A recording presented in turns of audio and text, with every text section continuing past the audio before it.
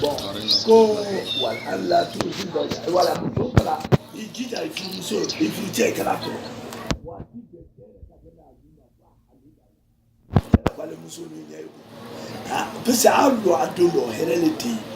muso brebe magaka lo man muso magaka ukata barai mujele ke akabobara ro apresega do so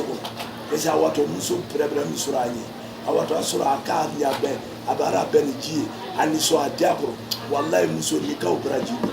e ba fo kumbe silo tre bien kenna muso do awani kram o chefe ko ka baraka e kwale na chete bena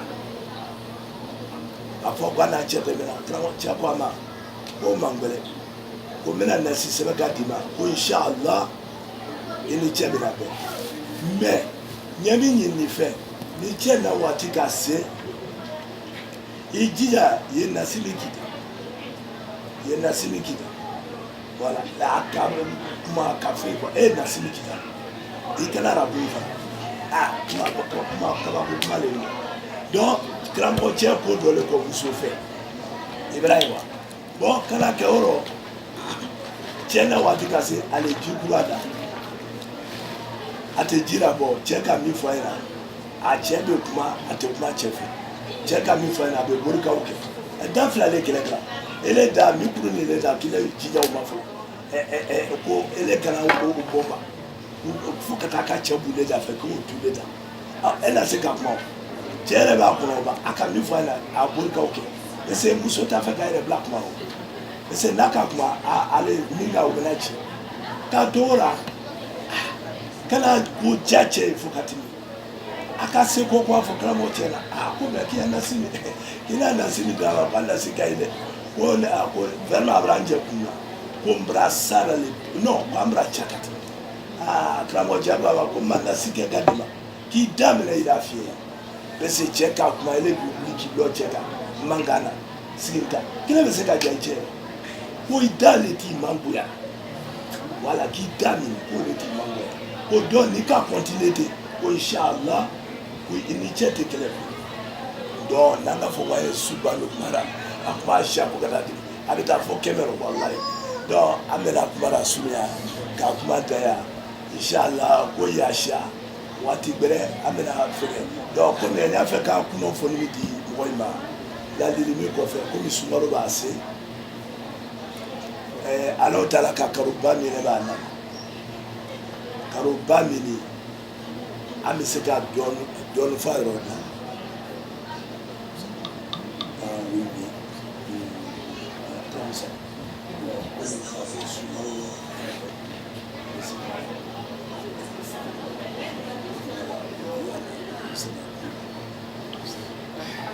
بسم الله الرحمن الرحيم والصلاة والسلام على إمام المرسلين وعلى آله وصحبه أجمعين.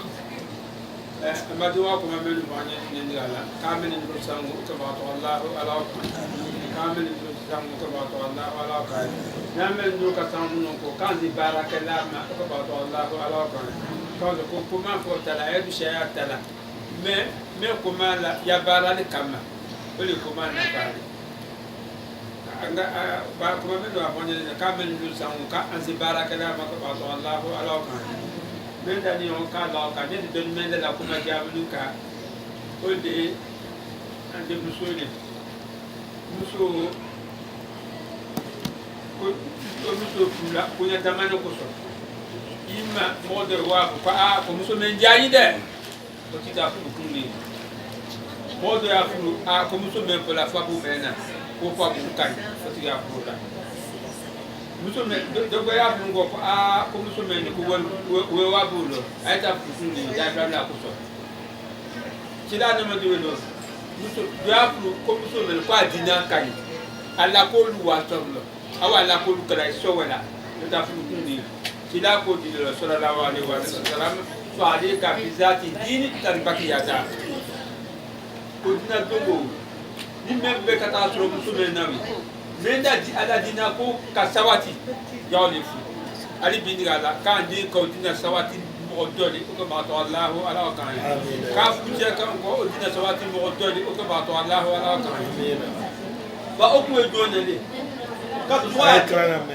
waya dina de kasawati a dunya yenya a kiyama yenya ubebe ulukon na dunya kasawati dunya yenya kiyama yenya modo sikalade amba buwe wabo we men jali buru bari tabuna ala ko buwe adokumeno atabuna wolo kiyama kaso we kama mine o ka abu janga sawati abu janga sabude dino wala tamam ambu awe me modo yo ko ebo muso de ko muso menjani ko muso menjani bo ko ala nyana me o chire alawa ni mamengali wa nyano ali to duna ala ko kwa Kenya Kenya mata o duna ono ala ko kiya me wa daba we ato duna ala Kenya kulo ati mo me mo ka Kenya me mo ka Kenya yi ali ta ata mu ke la lu dala donc tiku che du aja aja che bi donc lo kiya me ka to lo e to dangra so jowa ka abu dangra sa bu ni aja Kenya lu wa ka dangra sa bu ni ali bi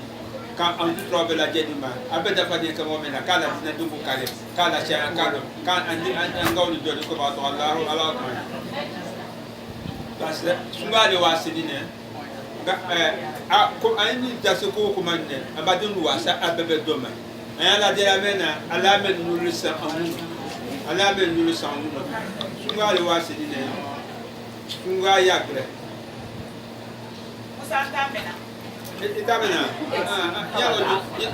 jina ta kangweli jita kangani mene sungale wasedine an lo bet ngaya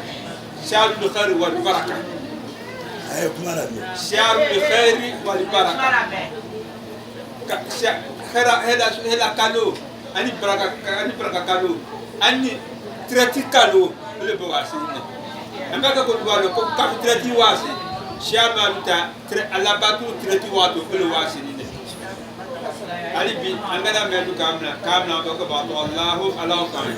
angara melu kamna ko ba to Allahu ala kan anga kasinga anga kalo bel mine fonction première chose sunga wasi anga kalo bel mine le fo alo ba premier joneli katubi kata Allahumma ile to ko do kala nate bi alama ijija kafra okolula yetu bi diga la de ko mendela ete be la tana ma su bi ka ba de na to be kebi ikatu na fla menga la su lo na fla ka su ka ki dalu ko ka ta la ma pala ya faima alo ba premier li musu ni ka o lo ba premier la ki lo ba bruma ka o lo sunga bi na sa na su bi alo ka su bi na kasi ina sunga ne yita adiga la wasume atane ko akara bukana igwasi jusula wasume brele ya shama ngolo ngolo jodi ala tana yenni idu amna yakko ya ben royama o ka wolo dada compra dante suluna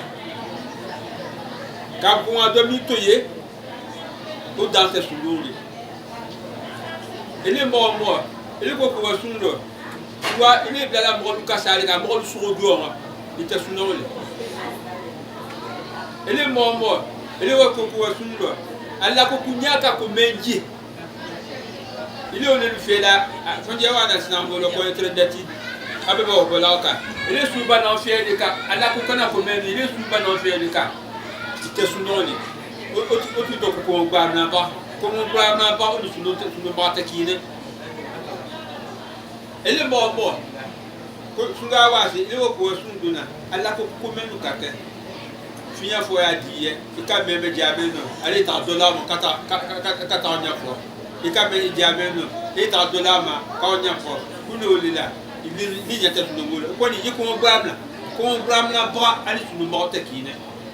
ali bi kanga tuno mo ale li ko ba to Allahu ala kan kanga tuno mo ale li ko ba to Allahu ala kan nanga na ni tuno dundi ala kan ze sunye kaze sunu garanti la kaze sunu la tamana ka ba to Allahu ala kan ile don ko ile ta ko sunu ile wa ta patron feyi olu ma bu men dima kata bi azaba di ta bi der dawo ka do ma fiede e kije ya tuwa ka fi asula ke ko mena ake halala ake halala ini ko wa sundo ini ko ta sun la ki ala fo mena haram ni wi ima sundo ni wa ko problem ijija ikata fe ina ka be ni ka be sun la ki ika be sun la ki wa ijija aka fo men dima yole ini ko kala ta do ta ye kata do ijija aka fo men dima ya sun la ki odila ubi ika wa do men do ta la dima bien que nous avons nous avons beaucoup comme la yasakino sakile dene belatina yo ni be yasakino kata etia su la tola su sura ya bo ku ya wa akala ko anaba kana kiyama su sura bo ma ali bi kan dan su do na ko ba to Allahu ala ta'ala kan dan su do na ko ba to Allahu ala ta'ala ba ko do lo sungala do we o dane mu ta pa ni tenya tolo masala ne ile wa sundo ala ke kalu ya naima ni kalu kana muwa dabiali ibo sunu ye do mi ke me ama ko ka do mi ka we ko atisi mo nya ko ka do mi ke la ni ka do mi ke mo ben ko sunu lo su trauma ye do mi ke ai den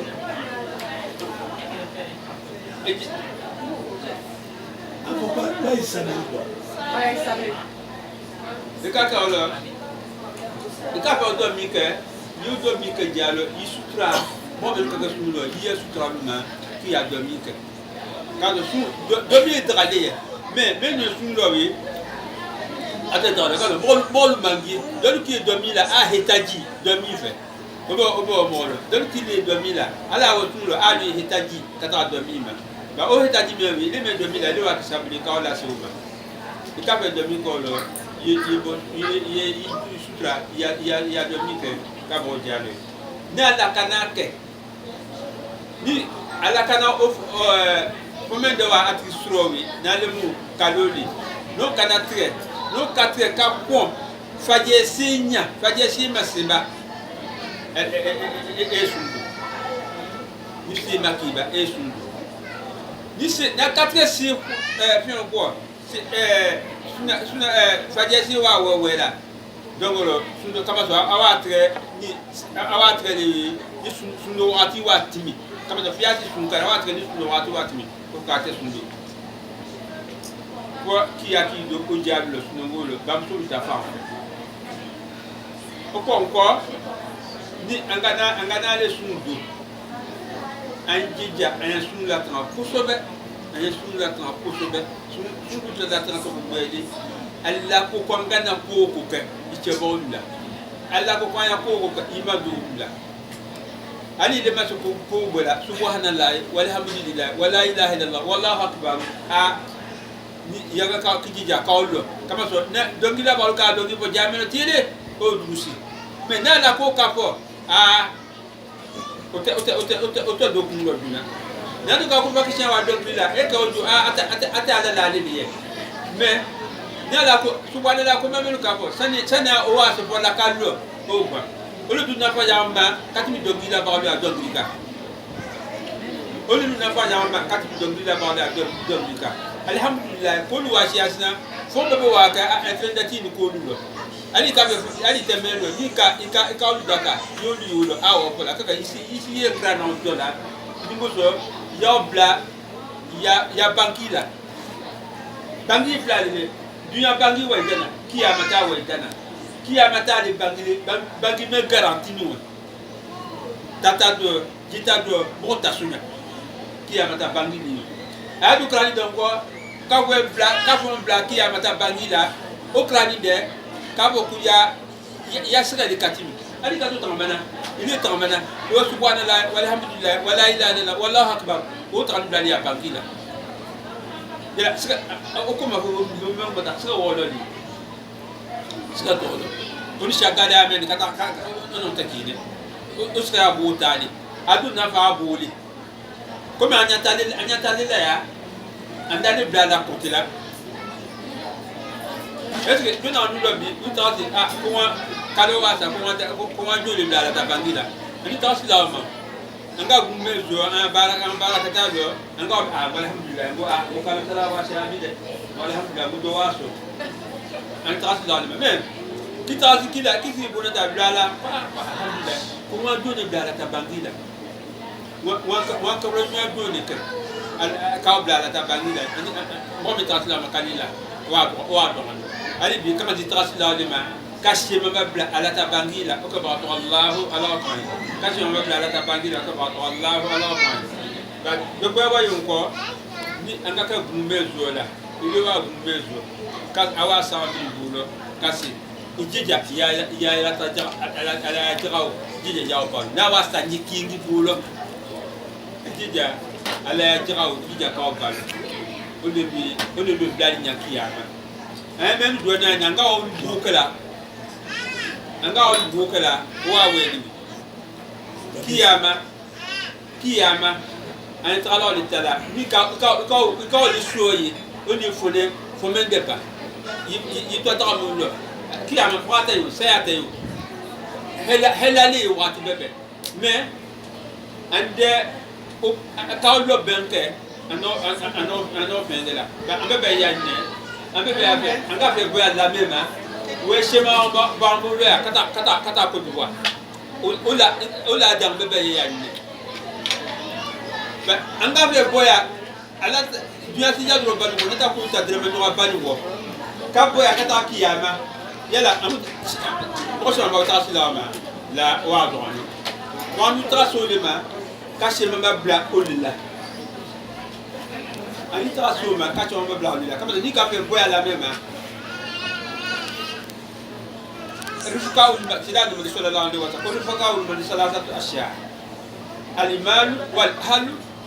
wal amal ko mo ni o isre do ni mo me se do akala dunya lo o le ko si jama zawali o si jama zawali na ya na furu ni no ni ita ba wa tian ko mo ka se ka fe tian dia da si ma ni no ko ni ata mi parce que o ka wa we la jogo ya ide ni musolu ni no ni ki ni o ka we la yi balo yi kumenge la ala kuso ko wa sawa nyoni nala kake ala wa kefa mendima nala ka fe no kefa amna la mema o kefa ka we nana ankadi aba wa ta kumenge ka bolo dolu we anu ko che kumenge ko lo olu ya ki onika kwata we buda we jalu kwata oluma olu datula je ba kama ki ko du shaju ahadu mudan salimati wa kalibu tilka alibay ko dolu tara tu blasela kabrusola ale tanta o le bume su powe ale hakri ni ale ko da ju do telo ale hakri o ni ale hakri o ni o me mo so wi la o ko o si ko o ka wo la nko o na brutali anga wo la nko